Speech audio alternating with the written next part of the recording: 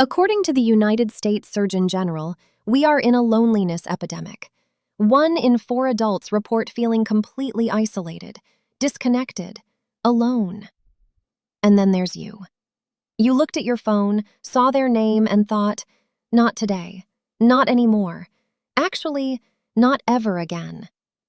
And here's the part nobody talks about. You don't feel lonely. You don't feel broken. You have never in your entire life felt more at peace. Your apartment is quiet. Your weekends are yours. You made a cup of tea and nobody interrupted you to talk about their ex for the 14th time. This is paradise.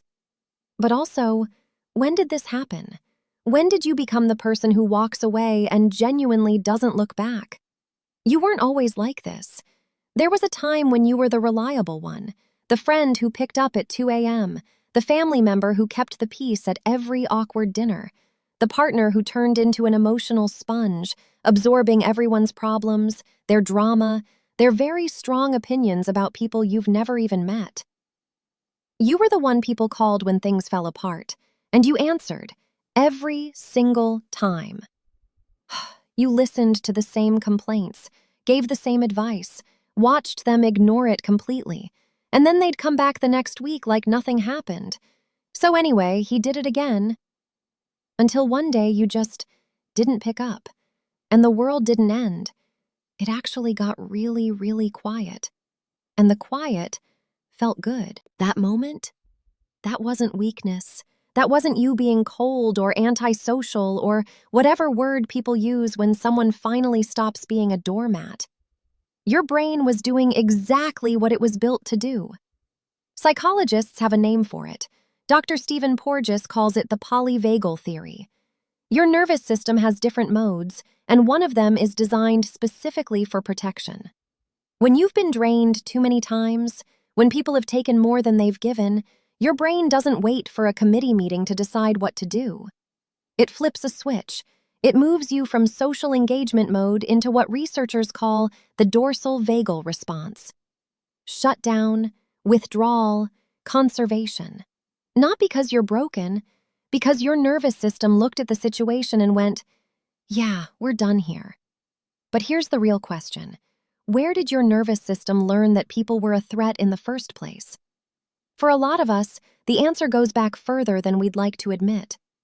Maybe you grew up reading The Room before you could even read books, scanning your parents' face the second they walked through the door, learning that someone's mood could shift the entire atmosphere of your home within 30 seconds. You became a tiny emotional meteorologist. Current forecast, dad's home, storm warning, take cover. Psychologist Murray Bowen called this pattern emotional cutoff. It's what happens when a child learns that closeness comes with a cost, that love and unpredictability come as a package deal, no option to return one without the other. So you adapted. You became the one who could sense tension before anyone spoke, the one who learned that the safest place was often just alone. And now, as an adult, that same pattern shows up every time someone gets too close. It's not a flaw. It's a blueprint your younger self drew just to survive. That friend who only texts when they need something, you spotted it by month 2. That family member whose compliments always come with a little sting attached, you learned their rhythm years ago. That person who love bombs you, disappears, then acts surprised when you're over it. You saw the whole cycle before it even completed. A 2023 study in Nature Neuroscience found that people who experienced early emotional stress developed heightened activity in their brain's threat detection regions. In plain English, your brain got really good at reading people. Researchers at the University of Iowa found that the frontal lobe, the part responsible for complex social decisions, works overtime in people with this background. You're not paranoid. You're not too sensitive. You are processing social information at a level most people don't even access. That feeling when something is off, when a vibe doesn't match the words, when something just doesn't sit right, that's not anxiety. That's thousands of hours of data refined into an early warning system. And when that system says this person is going to drain you, you've learned to listen. So no, you're not lonely. You're not broken. You're just selective. And here's a word society doesn't give you enough credit for: solitude. Loneliness is the absence of connection you want. Solitude is the presence of peace you chose. But here's where it gets complicated. And I say this with love, because there's a real difference between protecting yourself and building walls so high that even the people who actually care about you can't get in.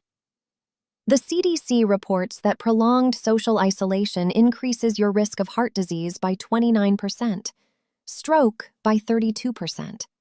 This isn't just emotional, it's physical. Your body keeps the score, as they say. But here's what they don't tell you. Being surrounded by the wrong people, that's just as damaging. Being the emotional support person for someone who never asks how you're doing, that's its own kind of slow drain. So, how do you tell the difference between a wall and a boundary? Walls block everyone: the good, the bad, the uncertain. They're built from fear. Boundaries are selective. They're built from self-awareness. If you cut someone off and felt relief, that's data. If you cut someone off and felt peace, that's not isolation, that's protection. That's your gut saying, good call. The question isn't whether you should let people in, it's which people actually deserve access to your peace. And honestly, you already know who those people are. You've been watching them for years. Here's something fascinating about people who cut others off. You don't do it randomly. You're not just out here pruning your contact list for fun. You do it because you've become incredibly good at recognizing patterns.